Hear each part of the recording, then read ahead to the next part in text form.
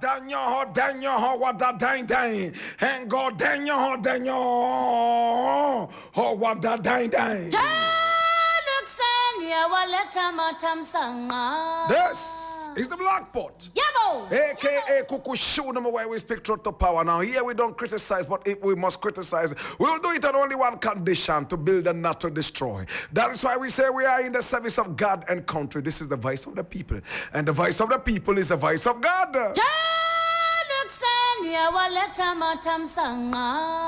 From the newsreel, we endeavor to always keep it real. This is the Black Pot, aka Kukushunamo, and here we go.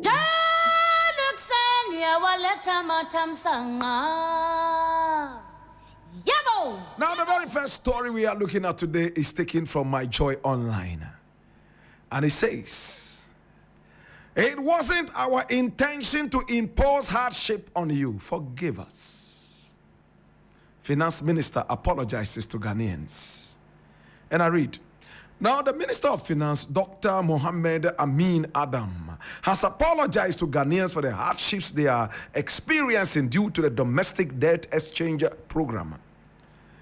His comments come after Asin Central MP Kennedy Ejapon advised members of the ruling New Patriotic Party to admit their mistakes in the management of the economy and apologize to Ghanaians. Similarly, Obuasi West MP Kweku Kwating recently suggested that the NPP acknowledged past and present failures to help the party sell its re-election bid and break the eight. Now, during a town hall meeting in Accra on Tuesday, August 6, 2024, Dr. Amin Adam explained that the DDEP was a requirement set by the International Monetary Fund, making its implementation necessary.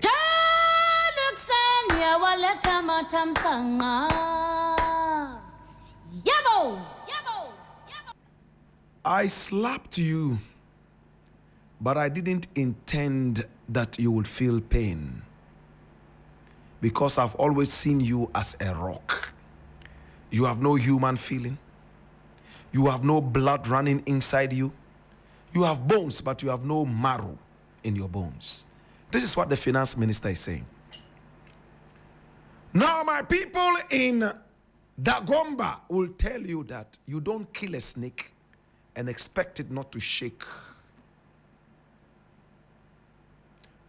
Everybody knows that when a snake is killed, because of its nature, its serpentine nature, there is still some movement in some parts of the body. My brother, my sister, I slapped you, but because I've always known that you've never been human, the blood that is running around you is no blood, because you are not human. You have bones, yet you have no marrow. I didn't expect that you will feel pain. I am sad. But the good thing is that they are listening to very good advice from people like the Obuasi MP and also Kennedy Japan. They do not rate Kennedy Japan in their party because they think he's a loose talker. But trust me, what has been taken away from the wise and the prudent, as the Bible says, shall be revealed to the babe and the suckling. My God. My brother, my sister, they are telling us that they did not intend to unleash hardship on us. The person who should be doing this apology should be the chairman of the economic team, Dr. Bawumia. He's the chairman, isn't he? He does not accept that there is hardship in the country. And if there is any hardship at all, he is blaming it on the opposition. They messed up the country. When we came, we fixed it. It's all because of the COVID-19 and the Russian war. That is why we are where we are. We have not done anything wrong. This should be the worst of Bawumia, not Amin Anta. It is so sad, my brother, my sister, that in these times, when people blatantly are supervising over thievery and robbery and the raping of the economy, they come back to tell us, oh, it's not our intention to unleash hardship on you. It hurts me. My brother, so much money was found under the bed of a certain woman in this party. The first utterances of the president, so irresponsible statement, a statement. What did the president say? Oh, I accept your resignation, but I know that you shall come out clean. You will be exonerated. A case that was before the national investigators. Mr. President, who is a lawyer, preempted the case and prejudiced it. True to his words, she was exonerated. My brother, my sister, power changes hands from one institution to the other. And when you look at the people who are being replaced, you realize that they probably could have done the job, but square pegs are put in round holes. SNIT is one such place. Now, when you look at how the wonderful Auditor General of this nation, Daniel Domlovo, was kicked out of power, you would know that it is intentional. The suffering we are experiencing, these people intentionally are unleashing that on us. Today they are capturing land in what is known as state capture. They are taking almost everything. A certain mafioso contained in a certain book called a Japadiye that they have tried to diffuse. My brother, my sister, is at work and grabbing everything out of the nation. My brother, my sister, is this not intentional to unleash upon us nothing but suffering? I do not accept this apology. It is a fake apology. It is an apology to be able to give them votes. The same apology that Napo gave to us. My brother, my sister, deep inside him, he was doing the bidding of his masters. My brother, my sister, it is so sad what we are going through in this country. They apologize for the sake of comfort. They insult us and turn around and tell us, oh, we didn't think that you will feel the pain this much. Wherever it is, if, and the word is always if I have hurt you, please forgive me. My God have mercy. They say it's not about what you say, it's about how you say it. Amin Anta just got in as a finance minister. My brother, my sister, with all these great think tanks, the men, the so-called men, this nation has been plunged into oblivion and total destruction. It's another Armageddon, my brother, my sister. Armageddon, I said, economic Armageddon. As it stands right now, my brother, my sister, it's one apology to the other. Please, your apologies are indirectly telling us that you have failed us. Can you please leave us in peace? We have had enough of your effrontery, enough of your insults, enough of your state capture, enough of your disrespect and arrogance, enough of your twisting history, enough of your history illiteracy. It's time for you to pack up and leave. You have failed. In this country, we have no respect. If this was in a country befitting its status, people would be resigning, right from the president all the way down to the vice president and beyond. They would resign. Not in our country. You catch a man stealing and he will tell you, I will never resign. The court say, yes, he's a thief. He's still in power. He will never resign. In fact, it doesn't look like we have any virtues in this country. And I am hurt by this. I leave it here. Yes.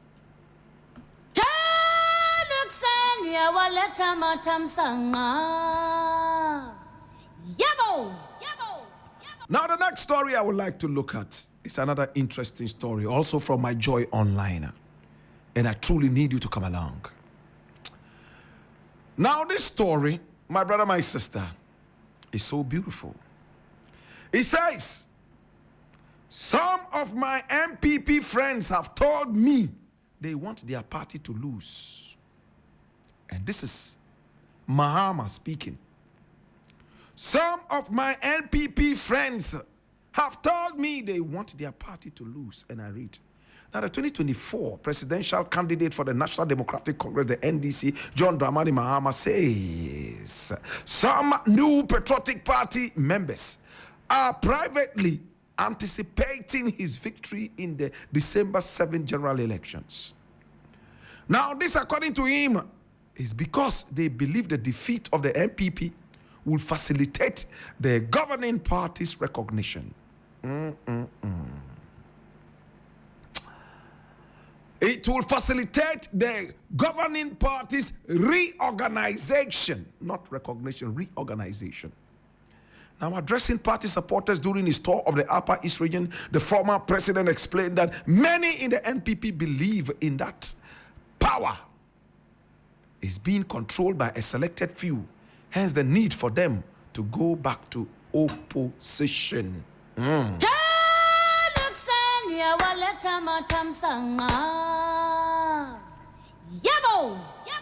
Mr. Mahama, with all love and respect, in every political party there are disgruntled members. Yes. In every political party there are disgruntled members. Do not only count on NPP members coming to tell you, disgruntled members, that their party should go into opposition. And the reason is that power is not fairly shared amongst the people. These are obviously disgruntled members of the NPP. Now, those who are enjoying nyafu nyafu will not say the same thing. They will have a different tongue. In the same vein, we have members of the NDC who are also going around saying they don't want their party to come into power because they don't think that their candidate can make it happen.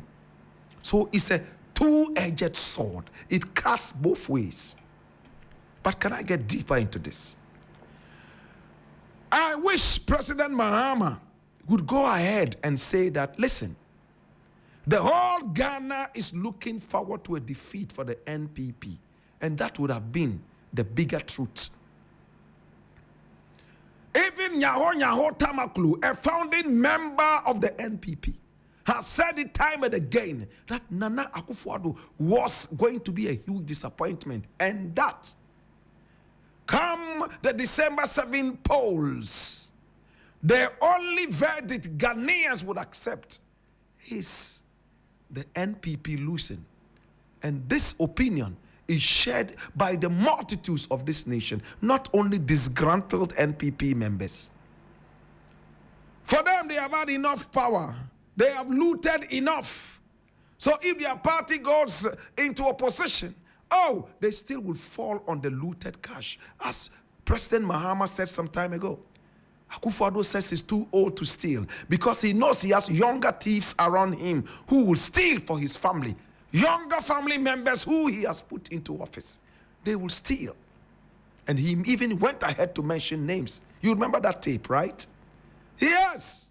Kenoforiata, he mentioned, and many more. My brother, forget about the few disgruntled members of the NPP.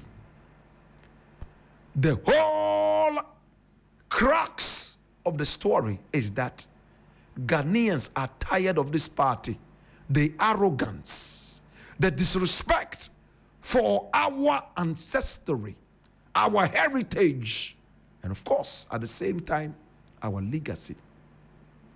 At this point, my brother, my sister, Ghanaians cannot wait for the election to come so they can send home this elephant, The elephant that has gone crazy.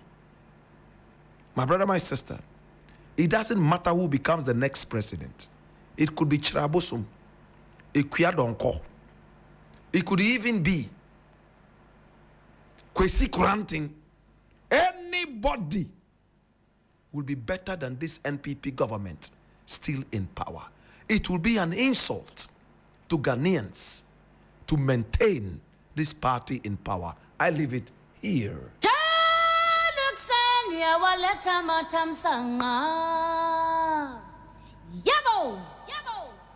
Now, the final story I would like to look at is another interesting piece. And this one is also taken from My Joy Online. It says freedom in Ghana should be credited to NPP, not Kwame Nkrumah. And these are the utterances of a former Speaker of Parliament, Professor Okoye.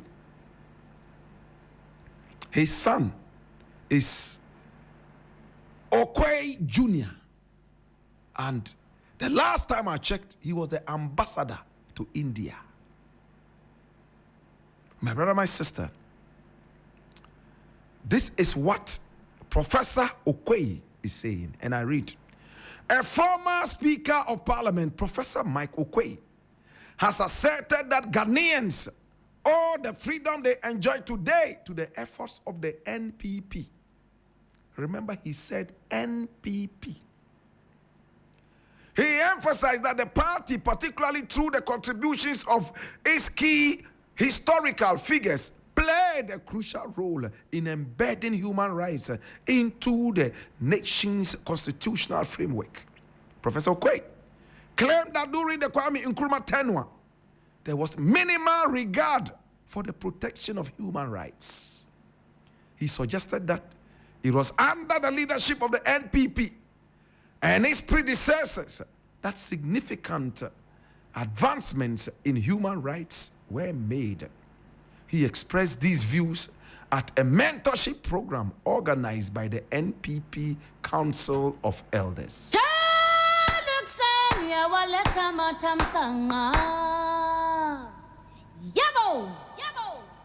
My brother, my sister, the mafioso that is anti-Nkrumah is still on. We all remember Professor Okoye telling us only a few years back that Kwame Nkrumah was not the founder of Ghana. He was only an invitee to the UGCC. For them, Nkrumah was only an invitee. So there is no need to set up a date to celebrate an invitee. They have forgotten, say Paul Ambantem. And so, Osinyo Dikanfo. Hallelujah. Jesus have mercy. Professor Michael Okoye was the Speaker of Parliament.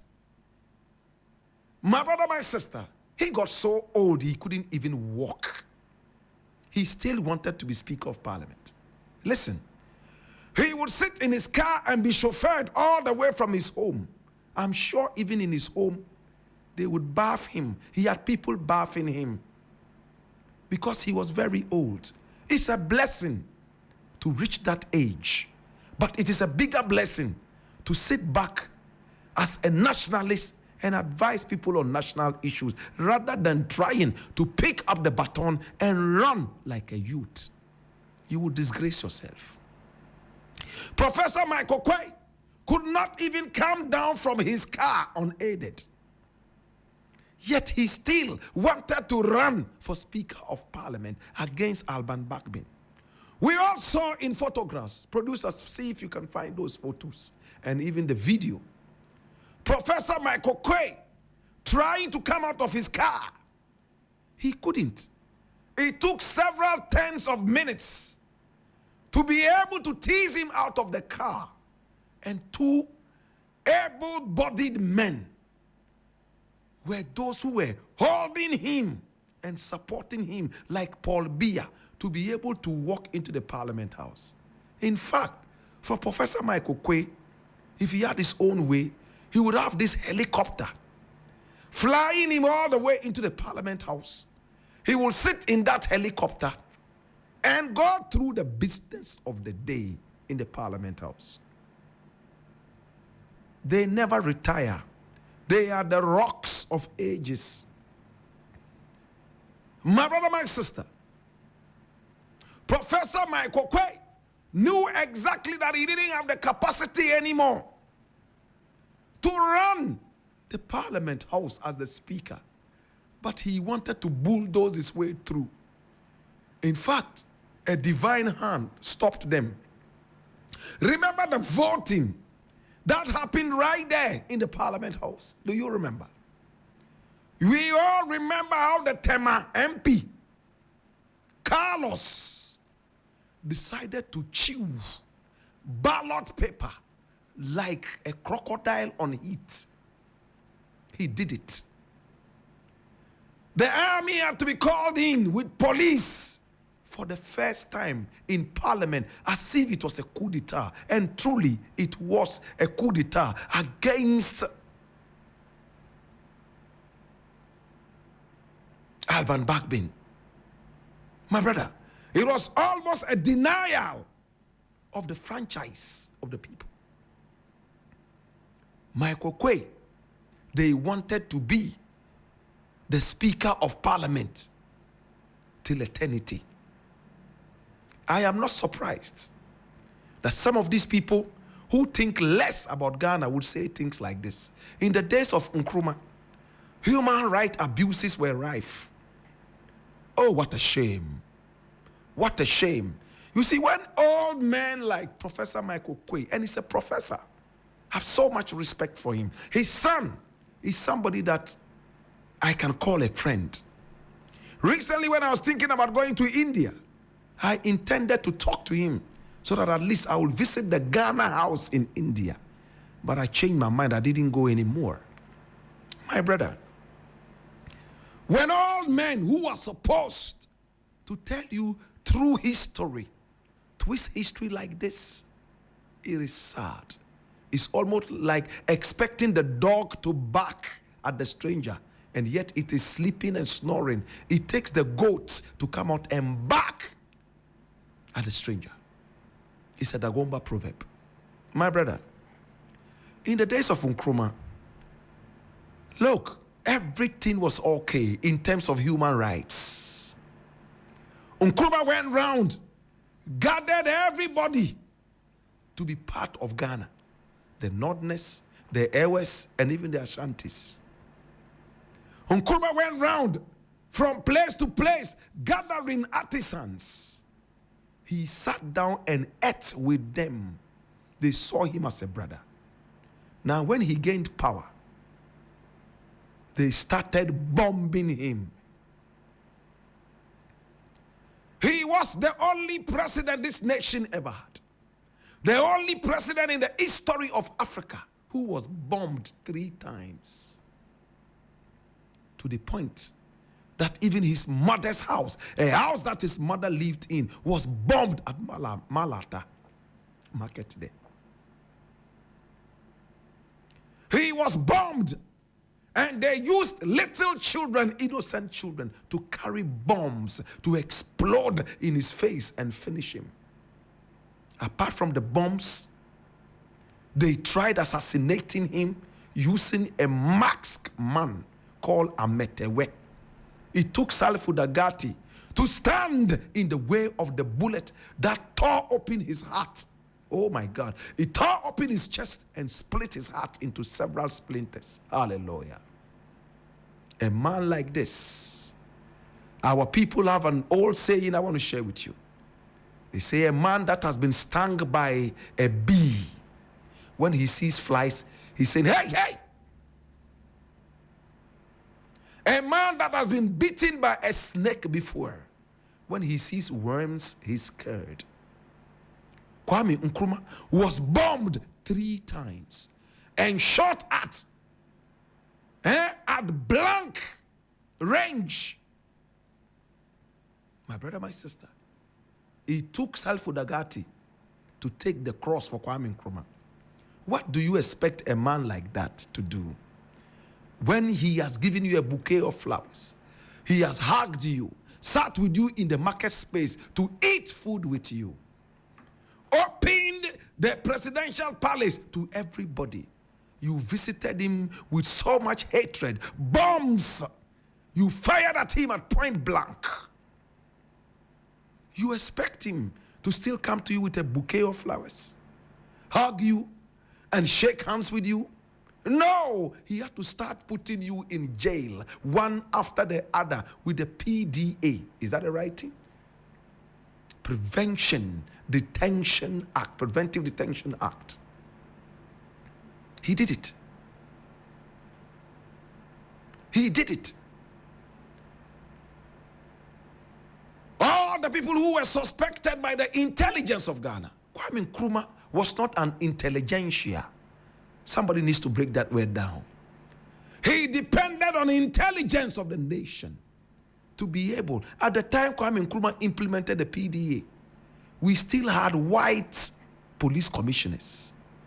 They were those who brought the intelligence. This guy is planning that. That guy is planning that. My brother, my sister, and they had to implement that. Nkrumah did not call anybody to say, this guy hates me, put him in jail. No, he depended on the intelligentsia. My brother, my sister, if that is why you say that Nkrumah had this regime plagued with so much human rights abuses, then I would like, oh my God, I didn't want to say this, but my producer says, say it. I would like you to be visited with those bombs. In fact, Professor Michael Quay, I do not wish this for you. But if you were visited with just one bomb, several miles away from your house, I'm sure you would have 1 trillion soldiers and police guarding you. You would wear pampers that are bulletproof. Every cloth you would wear would be bulletproof. Let alone 3 bombs exploding in your face. You see bodies scattered and torn into pieces. People are wicked. I didn't expect Professor Michael Quay to descend this low, but he has. May Kwame Nkrumah live and continue to live. Remember the prophecy he gave us, and I'll close with that. The torch that I have lighted in Africa, Ghana, shall continue to blaze years and years, long after I am dead and gone. And that torch is still ablaze. My name is Blakk Rasta. It's been the Blakk Pot.